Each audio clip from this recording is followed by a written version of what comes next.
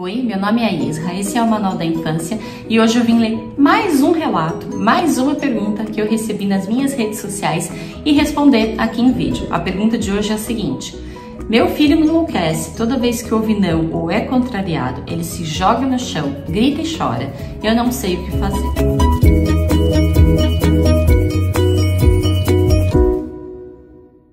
Eu gostei bastante dessa pergunta porque, na realidade, isso é muito comum. É muito comum que as crianças pequenas, de 2, 3, 4, até mais ou menos uns 5, 6 anos, tenham esse tipo de reação, tenham esse tipo de postura quando ouvem não ou quando são contrariados. Quem nunca viu aquela criança jogada no chão do shopping fazendo o maior escândalo porque a mãe não quis comprar um brinquedo, porque não quis comprar um sorvete, porque a criança queria alguma coisa que não conseguiu. Então, isso é realmente muito comum, acontece com a maior parte das crianças. E apesar de ser normal, apesar de fazer parte do desenvolvimento normal da criança, eu sei que é cansativo e que muitas vezes a mãe, o pai, fica totalmente sem saber o que fazer, sem saber como lidar com isso. E se você já passou, se você está passando por essa situação, você sabe do que eu estou te dizendo. Crianças pequenas, quando elas passam por esses ataques de raivas, por esses descontroles emocionais, elas gritam, elas choram, elas rolam no chão e muitas vezes a gente não sabe como que faz para acalmar, como que faz para que aquilo não aconteça e a gente tenta de um jeito não funciona, tenta de outro jeito não funciona e o cenário só se repete. Todo lugar que a gente leva a criança, tudo que a gente fala para a criança é um escândalo diferente. Aí tem criança que simplesmente se joga no chão e chora, tem outras crianças que querem bater, tem outras crianças que gritam. Então cada criança tem um jeitinho de mostrar esse descontentamento e quando você não tem as ferramentas que você precisa para lidar com isso, você realmente se sente perdido e realmente sente que a criança te enlouquece. Eu quero explicar direito hoje por que isso acontece, por que a gente se sente dessa forma e como que a gente faz para isso não acontecer. A ferramenta que eu quero te dar hoje, na realidade, é para prevenir que esses ataques aconteçam. O que você pode fazer antes do ataque acontecer para que ele não chegue de fato a virar um ataque? Porque prevenir é muito melhor do que remediar. É muito mais fácil você evitar que o problema aconteça do que você depois precisar se estressar para resolver o problema. É claro que algumas vezes a gente não consegue evitar e acaba acontecendo e a gente precisa ter as ferramentas para lidar com aquilo. Mas na maior parte das vezes a gente tem sim como evitar a crise de choro, tem sim como evitar a crise de birra e não é difícil, não é uma ferramenta que vai te custar muito dinheiro, que você tem que comprar alguma coisa, ou que você tem que fazer algo muito complicado. Na realidade é muito fácil da gente evitar que as crianças tenham esses ataques de raiva. A gente só precisa entender primeiro por que a criança faz isso e como que a gente evita para que isso aconteça.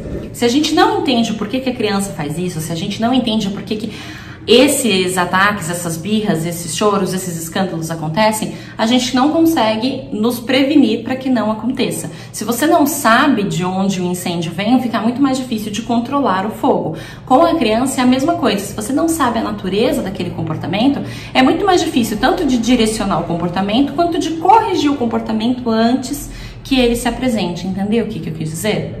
Eu quero começar comentando sobre essa sensação que a gente tem de que as crianças querem nos enlouquecer, de que as crianças fazem de propósito, de que as crianças são malcriadas, de que as crianças não nos respeitam. Tem muita mãe, muito pai que entende isso como uma forma de desrespeito e é muito fácil de entender, né, o porquê que a pessoa pensa dessa forma, porque na realidade se você sai com a criança, ou mesmo se você está em casa com a criança, e aí você diz não para a criança, você usa da sua autoridade, e a criança grita de volta, a criança faz um escândalo de volta, é claro que isso parece muitas vezes uma situação de desrespeito, até porque a criança tenta gritar mais alto do que você, ela rola no chão, é como se ela estivesse fazendo aquilo para você passar vergonha, ou pelo menos é assim que você se sente.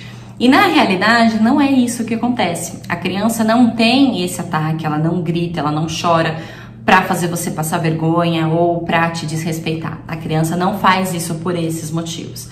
O que acontece é que o cérebro da criança, ele é imaturo. A parte do cérebro da criança que processa o descontentamento, que processa a frustração, ainda não está bem formada, ainda não está funcionando direito. E como a parte do cérebro que teria que controlar aquilo não está funcionando direito, a criança fica perdida sem saber o que fazer. E toda vez que o nosso cérebro se sente perdido sem saber o que fazer, ele apela para o lado primitivo. É o cérebro primitivo que vem falar com a gente, que vem agir naquela situação.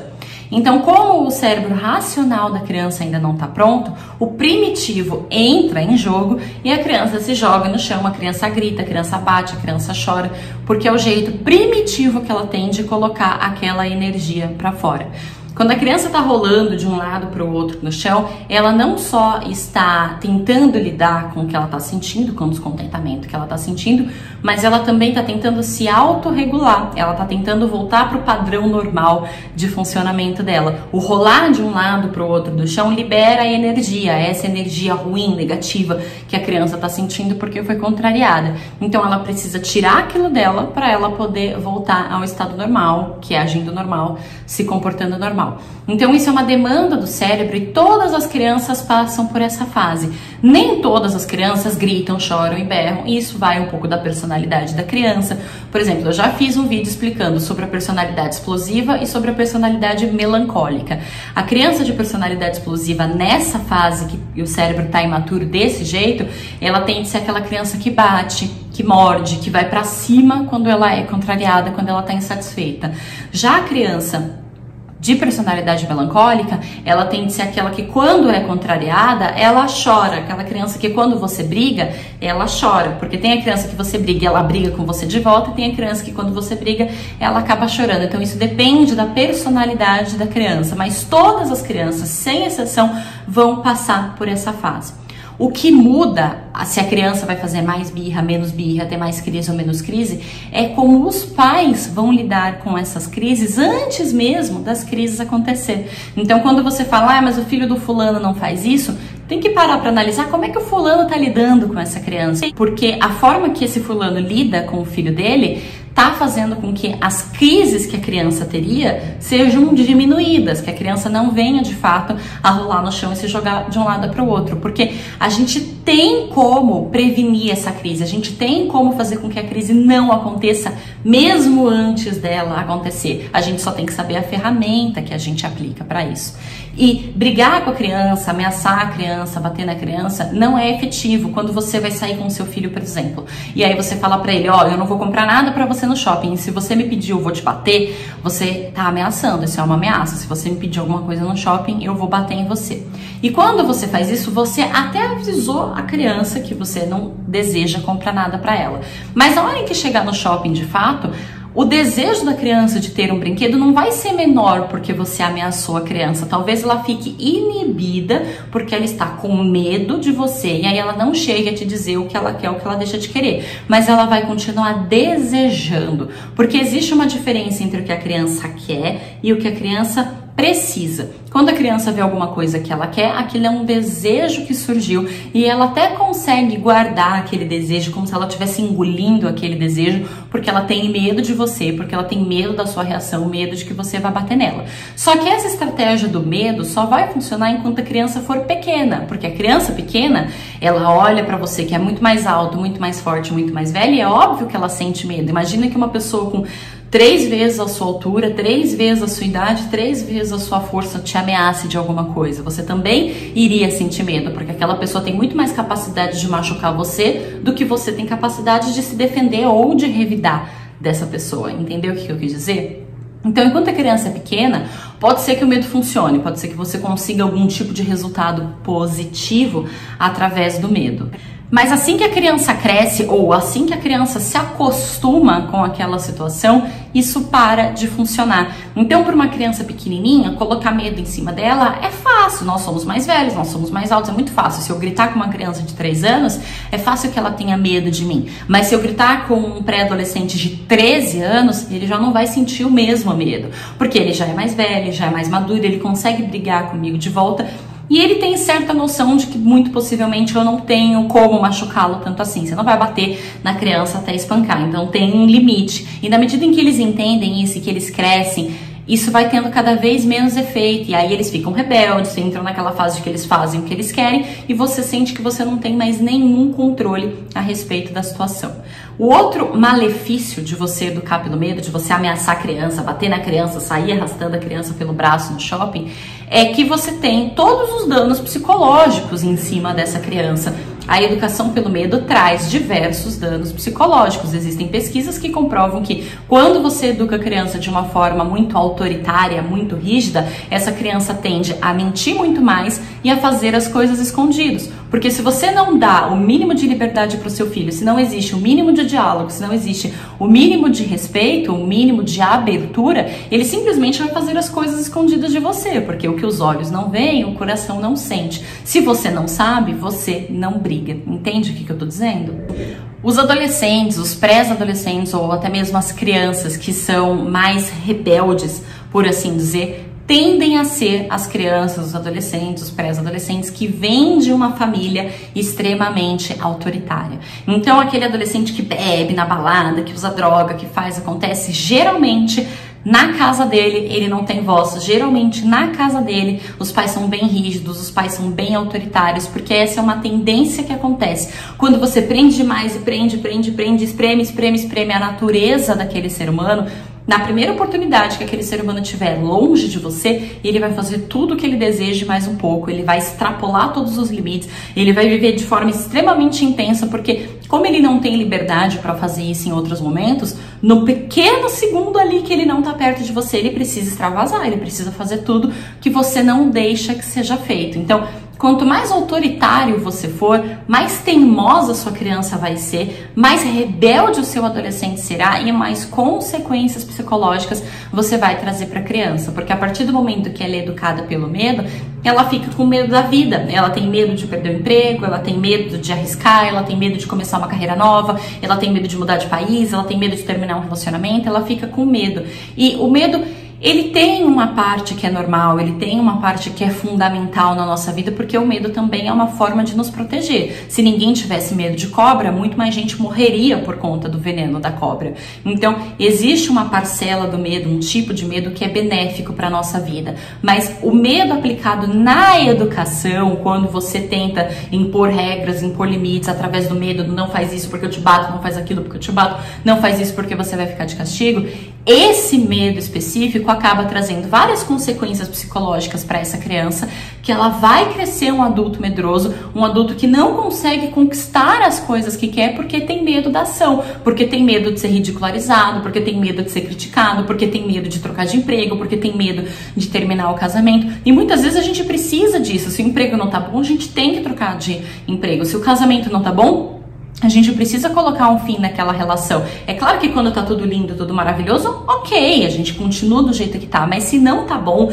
se mudanças precisam acontecer na nossa vida, a gente tem que ter coragem de fazer as mudanças. Mas se nós somos educados à base do medo, nós vamos ter medo de absolutamente tudo. É aquela pessoa que não consegue nem comer direito num restaurante diferente porque tem medo, porque se acostumou tanto com as coisas daquele jeito que qualquer coisinha que saia da rotina dela, para ela já é um estresse enorme. É uma pessoa que não consegue arriscar, que não consegue quebrar hábitos, porque tem medo da novidade, tem medo de agir diferente, foi educado pelo medo, aprendeu a ter medo de todas as coisas.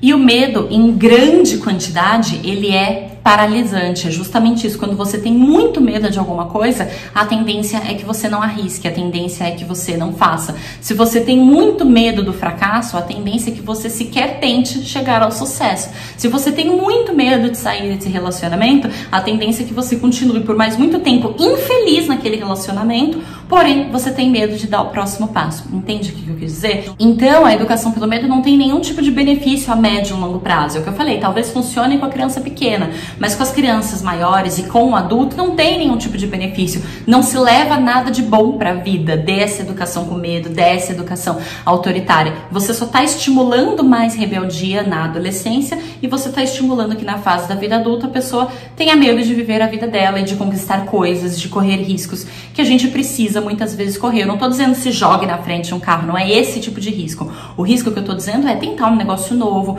começar uma nova relação, mudar hábitos que a gente precisa mudar. São esses tipos de risco que, apesar de não serem uma coisa que coloque verdadeiramente a nossa vida em risco, tem muita gente que tem medo, tem muita gente que não consegue, que é travado naquela situação e não vai pra frente, porque traz todo um histórico da educação de que se a criança fala, se a criança chora, se a criança pede, se a criança deseja, ela é reprimida. Aí a pessoa cresce e ela sente que ela não merece as coisas e que ela não pode desejar as coisas e que ela não pode querer as coisas, porque todas as vontades dela foram reprimidas, foram ameaçadas durante toda a infância dela. Então ela cresce com essa programação, né, como se fosse uma programação mental. É como se você instalasse um aplicativo no cérebro do teu filho e esse aplicativo dissesse para ele o tempo todo: você não pode desejar nada, porque se você desejar alguma coisa, você vai ser ameaçado, você vai sentir medo e você não vai conseguir conquistar as coisas que você quer. É isso que nós estamos colocando no cérebro da criança, e quando essa criança virar um adulto, vai ser assim que ela vai olhar para a vida, vai ser assim que ela vai olhar para as coisas.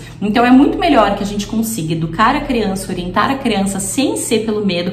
Primeiro, para que a gente não tenha um adolescente rebelde, e segundo, para que a gente não tenha o adulto sequelado disso, o adulto com esse aplicativo ruim instalado. Então, ameaçar, castigar, isolar a criança, e é cadeirinha do pensamento, é cantinho de disciplina, é não sei o que, tudo isso está colocando na criança uma mensagem extremamente negativa de que ela não pode desejar nada, de que ela não pode querer nada, de que ela não pode sentir nada, e que ela é obrigada a engolir os seus próprios sentimentos, porque, como eu falei antes, quando a criança chora, quando a criança grita, quando a criança rola no chão, ela não tá fazendo isso de propósito para te irritar, para te desrespeitar. Ela tá fazendo isso porque ela não sabe, ela de verdade não sabe lidar com os sentimentos dela. E se a gente vai lá e grita de volta, se a gente vai lá e briga de volta, nós estamos fazendo com que a criança tenha que engolir aquele sentimento. Ela não pode sentir o que ela sente, ela não sabe lidar com o que ela sente, e ela também não pode sentir aquilo porque a gente não deixa, porque a gente tá brigando, porque a gente tá gritando, porque nós estamos reprimindo aquela emoção. E o reprimir aquela emoção faz com que a criança não saiba lidar cada vez mais com os sentimentos dela. Nós temos um monte de adultos hoje que não sabem lidar com tristeza, que não sabem lidar com frustração, que não sabem lidar com raiva. É muito difícil de lidar com os nossos próprios sentimentos porque nós não fomos ensinados quando a gente era criança. O que você faz quando você fica triste?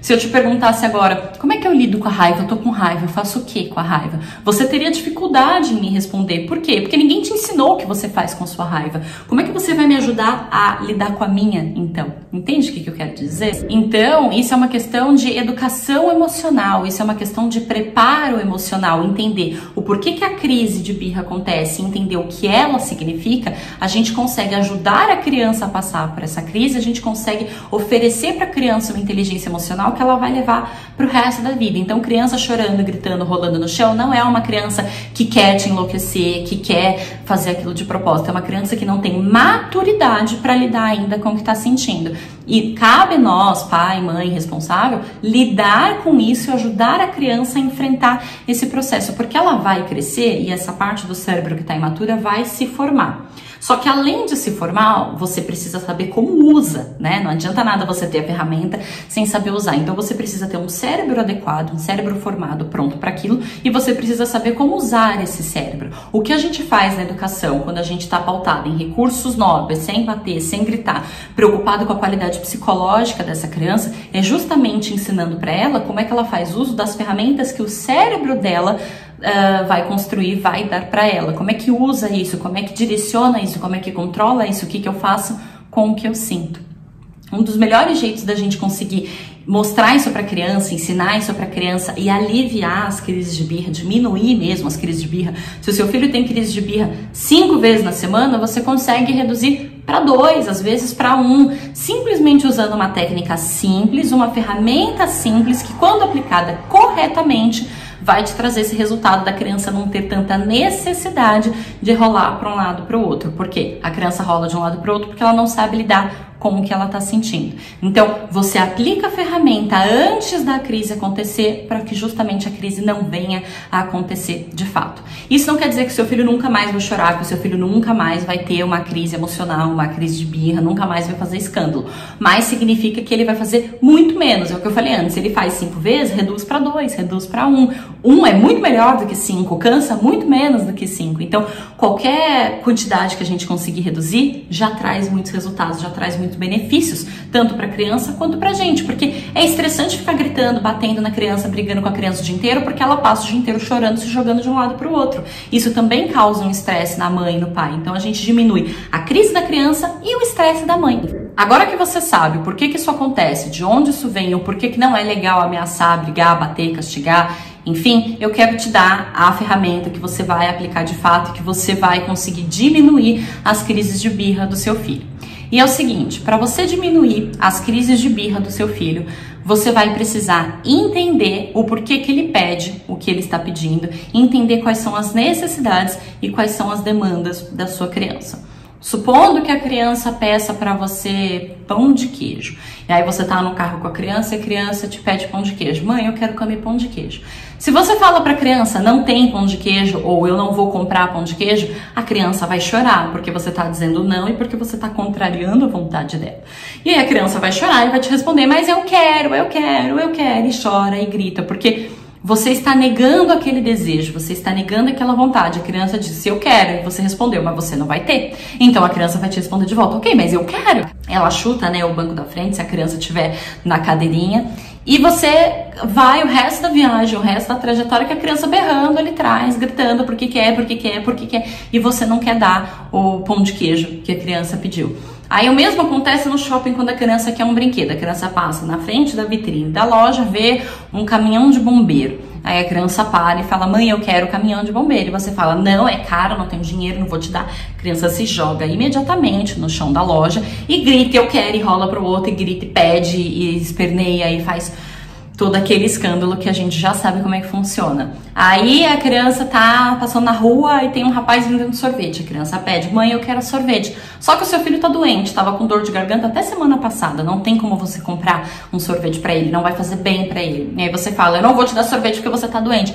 A criança faz o quê? E grita e chora, eu quero, não sei o quê. Aí você faz o quê? Você vai lá, ameaça, você vai lá e briga e tudo mais. Então, dentro de todos esses cenários, quando a criança te pede alguma coisa, quando a criança é contrariada, quando a criança ouve um não, ela vai gritar, ela vai chorar, ela vai dizer, mas eu quero, e você vai precisar agir, você vai precisar conter aquela crise. Mas é muito mais fácil se você nem deixar a crise acontecer. E como é que você faz para não deixar a crise acontecer? No lugar de dizer não para a criança, no lugar de negar o que a criança quer, o que a criança deseja, você pode simplesmente direcionar a atenção da criança. Se o seu filho pede pão de queijo para você e você tá no carro, no lugar de responder para a criança, não vou te dar pão de queijo, não tem onde comprar pão de queijo, eu não vou comprar pão de queijo, a criança esperneia atrás de você e ainda chuta o teu banco, o que você pode fazer é simplesmente começar a conversar com a criança sobre isso, entender que ela está esboçando um desejo, entender que não tem problema desejar e que não é porque o seu filho deseja que obrigatoriamente você tem que atender,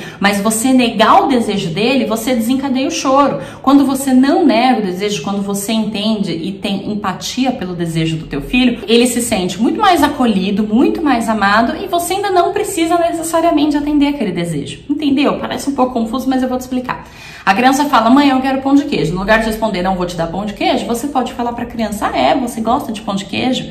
Qual que é o seu pão de queijo favorito? Você lembra aquele dia que a gente comeu pão de queijo na casa da vovó? Você pode falar para a criança também, nossa, filho, eu também gosto de pão de queijo, eu queria muito pão de queijo também, mas aqui no carro não tem, né? Quando a gente tiver condição, quando a gente tiver a opção de comprar um pão de queijo, a gente compra. Vamos combinar assim? Vamos combinar que assim que a gente encontrar um pão de queijo, a gente vai comprar? E que aqui no carro realmente não tem, mas eu também gostaria, você teve uma excelente ideia, eu também gosto de pão de queijo. Então você não disse não para a criança, você também não vai dar o pão de queijo para ela naquele momento, mas você levou aquilo de uma forma em que a criança se sentiu acolhida, em que ela se sentiu respeitada, você não negou as vontades da criança e ela também não precisou chorar, porque quando você vai conversar com a criança a respeito disso, quando ela te pede um pão de queijo, você responde, nossa, eu também gosto de pão de queijo, qual é o seu pão de queijo favorito? E você entra numa conversa, você tira o foco da criança do que ela quer e ela vai focar na conversa que ela vai ter com você. E aí vocês começam falando de pão de queijo, daqui a pouco vocês estão falando de completamente outra coisa e a criança já até esqueceu que ela queria aquilo. Ou mesmo, se ela trouxer o assunto de volta, se ela falar, mãe, eu ainda quero pão de queijo, você faz o mesmo exercício de novo. Filho, eu também gostaria bastante de pão de queijo, mas aqui no carro não tem. Vamos cantar uma música? Vamos ouvir uma música? Você muda o foco, você tira o foco daquela criança e coloca em outra coisa. Você não precisa negar o que o seu filho quer. Assim como você também não precisa atender tudo que o seu filho quer, fazer tudo que o seu filho quer, mas você precisa saber direcionar. Se a criança na frente da loja de brinquedo fala, mãe, eu quero o caminhão de bombeiro, você para na altura da criança, abaixa na altura da criança e conversa com a criança e fala, esse caminhão é muito bonito, é muito grandão, olha, ele é vermelho, que não sei o quê. Você gosta de bombeiros? Você gosta de caminhão de bombeiros? Você tem um caminhão de bombeiros em casa ou você tem aquele carrinho em casa, não é legal? Vamos lá para casa e quando a gente chegar a gente brinca de bombeiro? Vamos brincar de bombeiro com a mamãe em casa? Você tira totalmente o foco do comprar ou não comprar o caminhão de bombeiros e coloca em outra coisa. Aí a criança vai passar o resto do caminho conversando, mãe, quando a gente chegar em casa a gente vai brincar disso, a gente vai fazer aquilo, fazer aquilo. Então não precisou chorar, não precisou rolar no chão, não precisou responder, mas eu quero, porque você porque você contrariou a criança, porque você disse não para a criança. Então o segredo está em não dizer não, mas também não dizer sim. É como se você mudasse de assunto, é como se você desconversasse. Sabe aquela pessoa que você pergunta alguma coisa e ela vai e desconversa, ela te leva ali no banho-maria? É mais ou menos isso que a gente tem que fazer com a criança. Porque se você diz sim, aí você tem que comprar. Se você diz não, aí você tem a crise de choro. Então você não diz nenhum nem outro, você procura o meio termo e tenta mudar de assunto, você tenta conversar sobre outra coisa, você tenta levar a criança de outra forma que não seja nem pro caminho do sim, nem pro caminho do não, e sim no caminho do meio. A criança tá andando na praça com você e aí vê o caminhão, o carrinho do sorvete e fala, mãe, eu quero tomar sorvete, mas você sabe que o menino tava tomando antibiótico até semana passada, que você não quer dar sorvete para ele. Aí você tem a opção de dizer, não vou te dar sorvete, a criança se joga no chão e chora, ou você tem a opção de conversar com a criança. Qual é o teu sorvete favorito? Do que você mais gosta? Quando você estiver sarado da garganta, vamos tomar sorvete? Agora você tá com dodói na garganta, eu entendo, vai fazer mal pro seu dodói, mas vamos fazer um desenho de um sorvete? Vamos brincar de sorveteria? Vamos brincar de lembrar todos os sabores de sorvetes do mundo. E aí você leva a criança como se fosse uma brincadeira para outro assunto, para outra questão, e ela não precisa de fato chegar e gritar e chorar. O melhor jeito de você tratar das birras é você simplesmente evitando que as birras aconteçam. A forma que você fala com teu filho, a forma que você diz não pro teu filho, tá desencadeando nele uma crise emocional. Se você falar com a sua criança de outro jeito, a resposta dela também vai ser outra, também vai ser diferente. Entendeu o que eu quis dizer? Então, essa é uma ferramenta muito simples de ser aplicada, você não precisa comprar nada, você não precisa fazer nada demais, você só precisa lembrar, na hora que o teu filho te pediu alguma coisa que você não quiser dar, que no lugar de dizer não ou de dizer sim, você tem que procurar o caminho do meio. E aí você se pergunta, putz, como é que eu consigo conversar sobre isso com essa criança sem falar sim e sem falar não? Então, geralmente, uma boa estratégia, né, que eu mesma uso é pensar o que eu posso comentar a respeito disso. Porque se eu estiver com a minha criança na praça e a criança fala pra mim, mãe, eu quero tomar sorvete, eu vou pensar na hora, eu não vou falar sim, eu também não vou falar não. O que eu vou falar? Aí eu faço algum comentário a respeito do sorvete. Qual que é o seu sorvete favorito? Você prefere picolé ou você prefere sorvete de massa? Você gosta mais da sorveteria tal ou da sorveteria Y? Vamos fazer um desenho de sorvete? Você me ajuda a desenhar um sorvete? Eu tento comentar alguma coisa daquele assunto que a criança trouxe, mas sem dizer sim e sem dizer não. E isso dá pra fazer com várias coisas. O caminhão de bombeiro que a criança viu na loja do shopping, você comenta, poxa, ele é grandão, né, filho? Ele é vermelho, que legal. Os bombeiros são muito legais, são muito úteis para a sociedade. Vamos brincar de bombeiro quando a gente chegar em casa? Entende como eu comentei sobre o caminhão de bombeiro?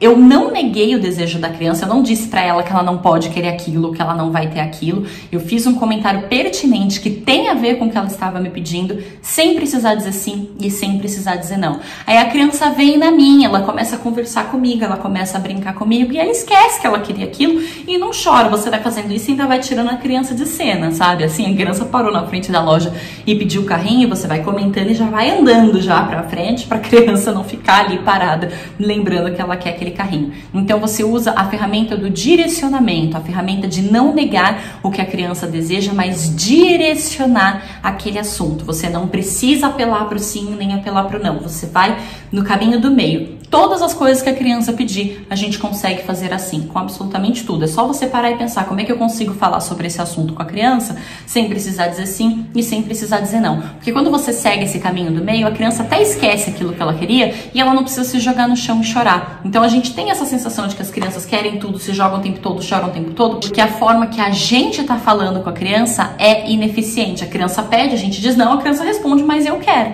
Entende? Você não pode dar brecha para a criança responder, mas eu quero. Você não pode dar brecha para que a criança se jogue no chão e chora. Quando você viu que o teu filho pediu alguma coisa, quis alguma coisa, que a tua resposta vai ser não, você já, opa, e direciona para o caminho do meio. Já vai comentando sobre outra coisa, já vai conversando, já inventa uma brincadeira, um desenho, já inventa outra coisa para fazer, para direcionar a atenção da criança para fora daquilo. E aí você não tem as crises. Eu espero ter te ajudado com esse vídeo, espero ter te ajudado com essa ferramenta. Ela é uma ferramenta que funciona extremamente bem com crianças aí a partir de 1 ano e meio, 2 anos. A criança só precisa falar, né? Porque se a ferramenta é pautada no diálogo, se você fala com a criança e espera que ela te responda, é óbvio que a criança precisa falar para que a ferramenta funcione. Mas se você tem um pequenininho falante aí na sua casa, você já consegue aplicar isso sem a menor dificuldade. É só pensar em qual é o caminho do meio e evitar que a criança venha a chorar de fato, que ela venha a fazer aquele escândalo de fato. Você não precisa dizer não para o seu filho, assim como você não precisa dizer sim para o seu filho. Você só precisa seguir o caminho do meio, a estratégia do meio para você conversar sobre aquele assunto sem dizer em si o que a criança quer que você diga. Espero que eu tenha te ajudado com esse vídeo. Se você tem alguma dúvida ou alguma sugestão, deixa nos comentários que eu volto para gravar sobre o seu caso. Até o próximo vídeo. Um grande beijo e tchau, tchau.